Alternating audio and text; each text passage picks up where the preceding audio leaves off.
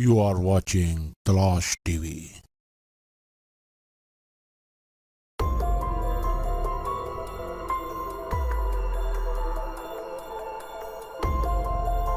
अस्सलामुअलैकुम, आप देख रहे हैं तलाश टीवी। दोस्तों, आज की वीडियो में हम जिस डॉन की बात करने जा रहे हैं वो जिला गुजरात का बहुत बड़ा डॉन था। डॉन दुनिया के किसी हिस्से में भी हो, वो अपनी दहशत और जुल्म की वजह से पहचाने जाते हैं। यहाँ तक कि पुलिस और कानून नाफिज करने वाले अदारे भी सोच समझकर इन पर हाथ डालते हैं। मगर ये 4 दिन की चांदनी वाली बात है।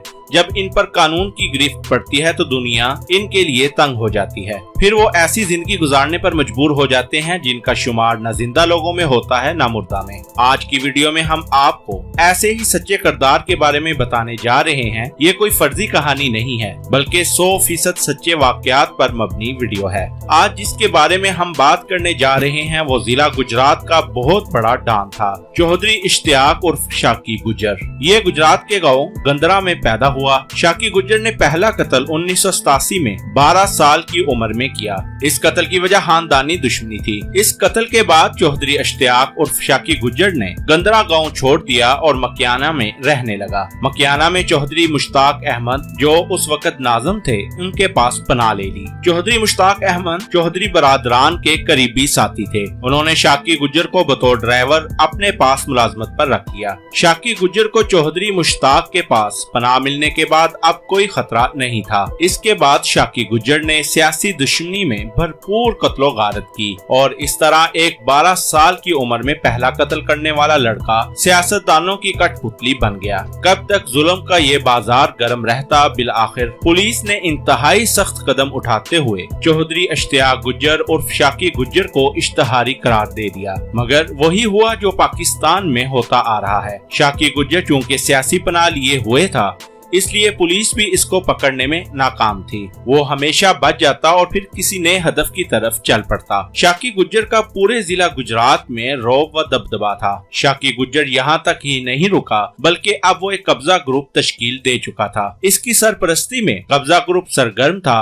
जिला गुजरात का ऐसा कोई थाना नहीं था जहां शाकी गुज्जर के खिलाफ 302 के मुकदमा दर्ज न हुए हों। शाकी गुज्जर ने साल 2000 में कादर कॉलोनी में 3 अफराद को कत्ल कर दिया और वजह जमीन का तनाजा थी। 2003 में लाला मूसा की एक बेकरी में अपने एक दुश्मन, जिनमें चौधरी मुनव्वर ढोला था, इसको और इसके 2 बेटों को कत्ल कर दिया। पुलिस मौका पर पहुंच गई और इस तरह शाकी गुज्जर पहली बार जाए वकुआ से गिरफ्तार हो गया। लेकिन बाद में मुनव्वर ढोला की फैमिली ने केस वापस ले लिया और इस तरह वो आजाद हो गया। शाकी गुज्जर अपने 20 गनमैनों के साथ आजाद घूमता रहा। इसको किसी किस्म का कोई डर नहीं था, क्योंकि सियासी हाथ इसके पीछे थे। शाकी गुज्जर अमीरों का दुश्मन था और गरीबों का मसीहा था। शाकी गुज्जर का जिला गुजरात में डंका बजने लगा। शाकी गुज्जर ने जिला गुजरात में हुकूमत की। इसके साथ वाले गाँव मोहम्मदीपुर के सैयद भी बहुत बड़े बदमाश थे। वो लोग जगह वसूल किया करते थे और अगवा बराए तावान का काम भी किया करते थे। मगर शाकी ने इनके दिल में भी अपना डर बना रखा था।